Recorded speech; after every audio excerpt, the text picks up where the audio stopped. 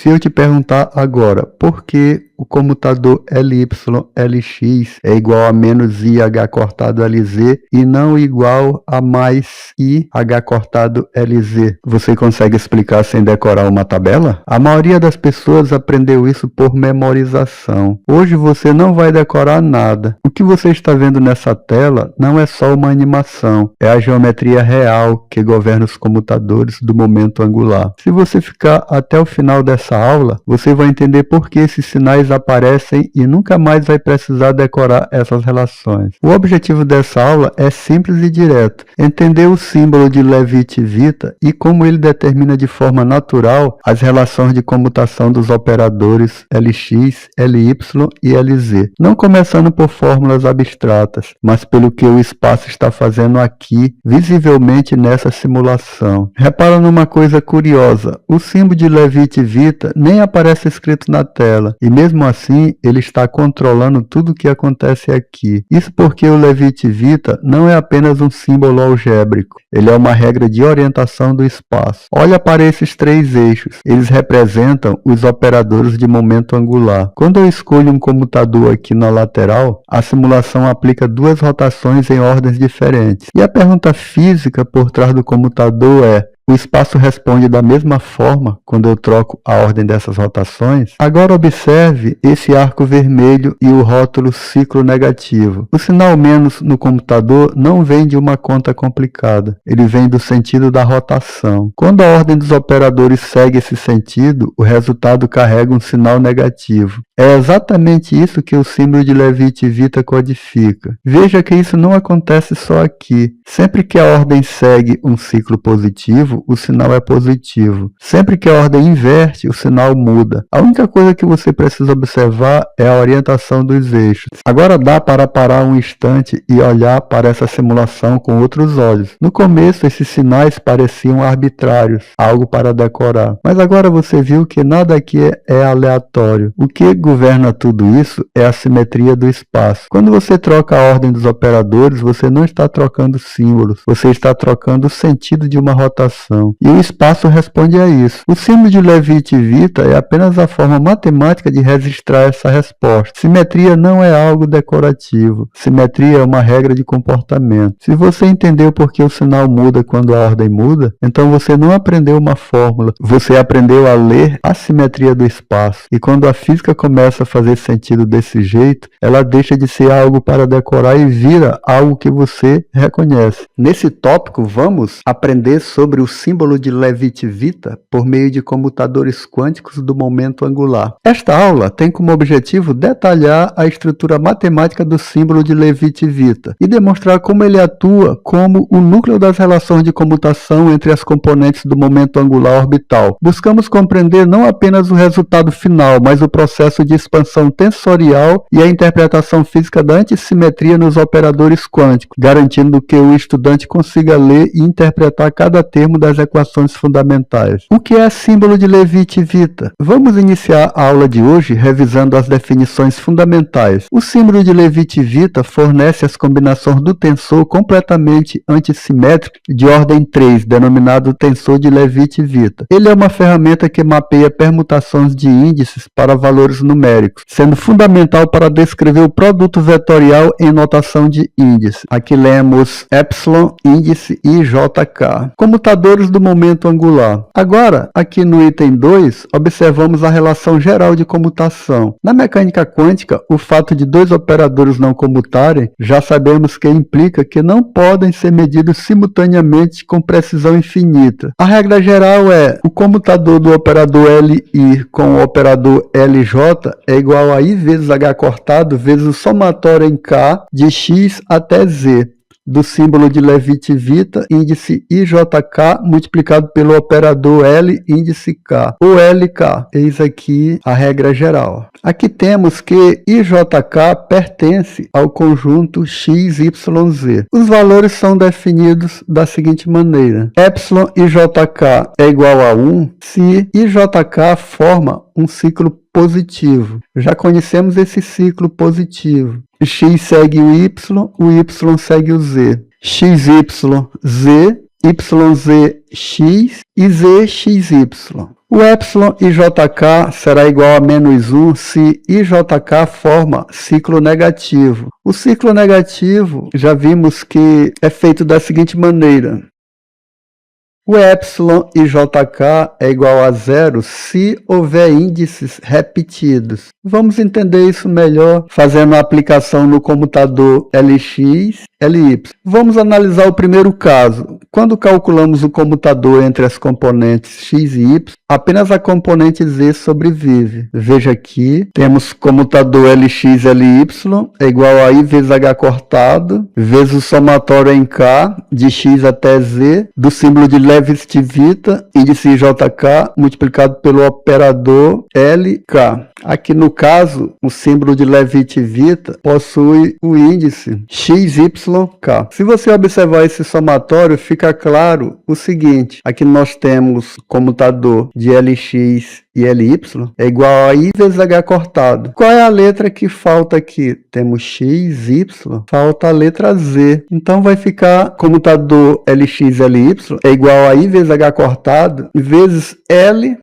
a letra que falta é Z, fica LZ. Então observe aqui no somatório, o K aqui igual a Z, fica comutador LX, LY é igual a I vezes H cortado vezes LZ. Esse comutador LX, LY já foi calculado em aulas anteriores. Vou deixar um card onde vemos o mesmo comutador, porém desenvolvido com o formalismo diferencial da mecânica quântica. Aqui expandimos as derivadas e cancelamos cuidadosamente os termos de segunda ordem, até obter a expressão desse comutador. Mas vamos expandir o somatório para visualizar todos os termos. Lembrando que x, y, z formam um ciclo positivo. Assim, na expansão do somatório, temos que Lx comutando com Ly é igual a I vezes H cortado vezes a soma de εx, yx vezes Lx mais εx,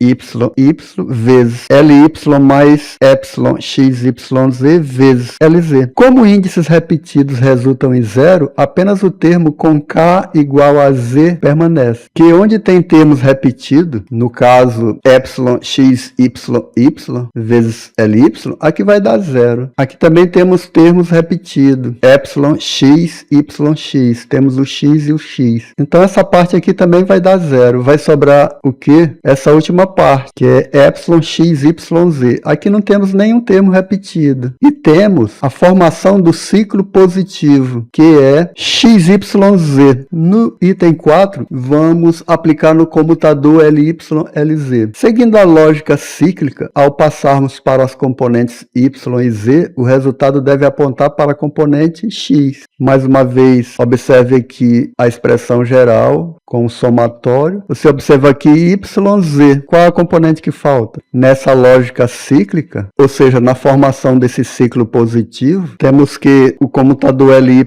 LZ equivale a I vezes H cortado LX. Observe aqui o ciclo positivo equivale a X, YZ, depois Y, ZX. Olha só, aqui no comutador temos o índice Y, Z e falta o índice X. Mas para comprovarmos isso, vamos expandi-lo. Portanto, expandindo o somatório, temos que LY comutando com LZ é igual a I vezes H cortado vezes a soma de epsilon YZX vezes LX mais epsilon YZY vezes LY mais epsilon YZZ vezes LZ. Podemos observar que temos termos repetidos aqui. Epsilon YZZ equivale a zero. Epsilon YZY equivale a zero. Esses dois últimos termos equivalem a zero. E o termo que sobrevive é epsilon YZX vezes LX. Sabemos já que epsilon YZX equivale a 1, devido ao ciclo ser positivo. Assim teremos que o comutador de LY com LZ é igual a I vezes H cortado vezes LX. Então podemos ver isso olhando para a expressão geral que tem um somatório e comprovamos expandindo o somatório. Vou deixar um card onde vemos o mesmo comutador, porém desenvolvido apenas a partir das relações fundamentais de comutação entre posição e momento linear. Aqui realizamos passo a passo a expansão algébrica dos operadores de momento angular. No item 5, vamos aplicar no comutador LZ-LX. Para fechar o ciclo positivo, vamos analisar Z e X. Observe aqui na expressão geral, com o somatório, temos que comutador LZ-LX é igual a quanto? IH cortado vezes L, o quê? Você observa aqui que a única letra que falta aqui no ciclo, então nós temos Z, X, falta o Y. Então, concluímos que o comutador LZ, LX é igual a I vezes H cortado vezes L, LY. Para comprovar isso, vamos expandir esse somatório. Observe que aqui ele continua no ciclo positivo, que é X, Y, Z, depois, na sequência, Y, ZX, depois temos ZX, Y. Aqui, ó, no computador temos ZX, precisamos do LY. Porém, pela expansão do somatório, temos que LZ comutando com LX é igual a I vezes H cortado vezes a soma de epsilon ZXX vezes LX mais epsilon ZXY vezes LY mais epsilon ZXZ vezes LZ. Observe aqui que temos índices repetidos. Esse último aqui nós temos epsilon ZZ, esse aqui dá 0. Aqui temos epsilon ZXX, esse aqui também equivale a 0. O termo sobrevivente será epsilon ZXY vezes LY. Assim, o termo sobrevivente é epsilon ZXY, que equivale a 1. Portanto, o comutador LZ-LX é igual a I vezes H cortado LY, como vimos na fórmula geral envolvendo o somatório. No item 6, teremos a aplicação no comutador LX-LZ. Para I igual a X e J igual a Z, temos que, aplicando na fórmula geral, temos que o comutador LX-LZ é igual a I vezes H cortado, com K variando em XYZ, vezes epsilon XZK vezes LK. Aqui observe que temos índice X e índice Z. Falta um outro índice, que é o índice Y. Assim é que vai dar LY. Porém, como YJK forma ciclo negativo, ou seja, XZY, acontece que teremos menos IH cortado vezes LY.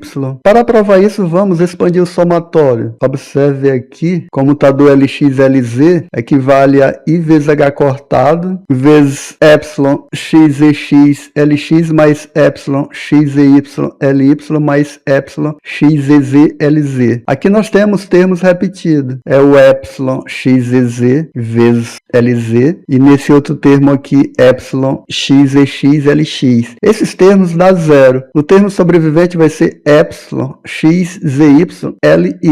Como é XZY equivale a menos 1, vamos obter que o comutador LX-LZ é igual a menos IH cortado LY. Aqui no item 7, vamos aplicar no comutador LY-LX. Para I igual a Y e J igual a X, temos que o comutador LY-LX equivale a quanto que você acha? Vai ser menos IH cortado vezes L, YX, LZ. Mas vamos expandir. Lembrando que a ordem cíclica aqui é X, ZY. Assim temos YX, Z. Já vimos que essa aqui vai sobreviver, esse último termo. Assim temos que o comutador LY, LX é igual a I vezes H cortado, vezes epsilon YXX vezes LX, mais epsilon YXY vezes LY, mais epsilon YXZ vezes LZ. Onde temos aqui termos repetidos, aqui no epsilon YXX e no epsilon YXY. Teremos o único termo sobrevivente, que é epsilon YX vezes LZ. Percebemos aqui que o único termo sobrevivente é o epsilon YXZ vezes LZ. Já vimos que epsilon YXZ equivale a menos 1. Assim temos que comutador LY-LX é igual a menos IH cortado vezes LZ. Item 8. Aplicação no comutador LZ-LY. Para I igual a Z e J igual a Y, temos que o comutador entre LZ e LY é igual a I vezes H cortado vezes o somatório de epsilon, ZYK, LK, com K variando de X, Y e Z. Olhando para esse somatório, percebemos que temos comutador LZ, LY. Qual é a outra letra que falta aqui? ZY, X. Aqui vai ficar LX, aqui no final. Porém, sabemos que a ordem cíclica é negativo, então haverá um sinal aqui de menos IH cortado, LX. Comprovando isso pela expansão do somatório. Sabemos que a ordem agora é X, ZY.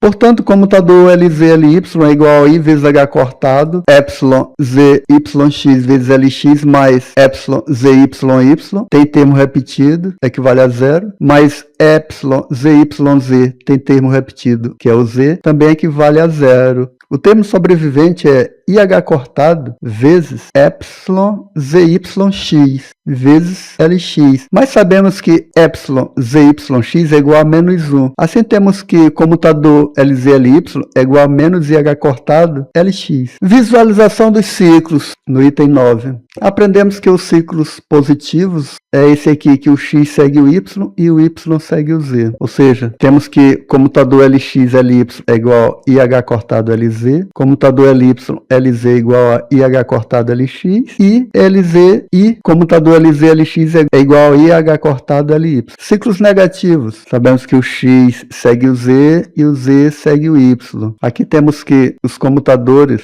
que estão nesses ciclos são os seguintes. Comutador LX-LZ é igual a menos IH cortado LY, comutador LY-LX é igual a menos IH cortado LZ, comutador LZ-LY é igual a menos IH cortado LX. Mas para que serve quando usar? O símbolo Leavitt-Vita é essencial para simplificar expressões de produtos vetoriais e rotações na mecânica quântica, e também na clássica, sendo a base da chamada álgebra de Lie, do momento angular. Vimos então que o símbolo de Leavitt-Vita é uma ferramenta matemática que organiza a orientação em 3D, permitindo expressar de forma compacta as relações de comutação do momento angular, onde a ordem dos operadores define o sinal do resultado devido à sua natureza antissimétrica. Obrigado pela atenção, até a próxima aula.